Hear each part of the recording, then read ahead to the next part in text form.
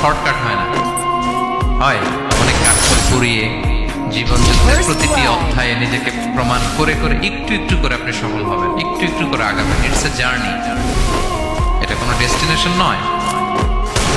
এবং সফল হওয়ার পথ পরিক্রমায় কোনো লিফট নেই, সিঁড়ি বেয়ে উপরে উঠতে হয়। কি বেয়ে? কিন্তু আমরা সফল হতে চাই কিভাবে? ডাইরেক্ট 100 তলায় আমি সফল, উপরে সবার উপরে আগে এইভাবে চাই সফলতাটা। সবার উপরে উঠে যাব, গোল্ড মেডেল গলায় পরাই দিবে, আমরা সাকসেসফুল না।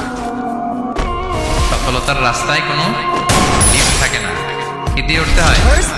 সিঁড়ি বেয়ে ঘাম জড়িয়ে উঠতে হয়। দেখেন, শুধু আলোর মুখ দেখার জন্য মায়ের পেটে আমাদের কত সময় লাগছে বলেন তো?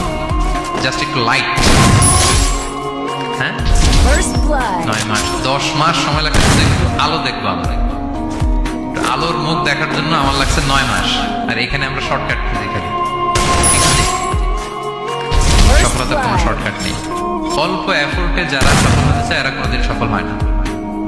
ইউসুফ আলাইহিস সালামের জীবনীটা একটু খেয়াল করেন, একটু একটু করে তিনি সামনের দিকে গিয়েছেন এবং সবশেষে ইজিপ্টের ফিনান্স মিনিস্টার হয়েছেন।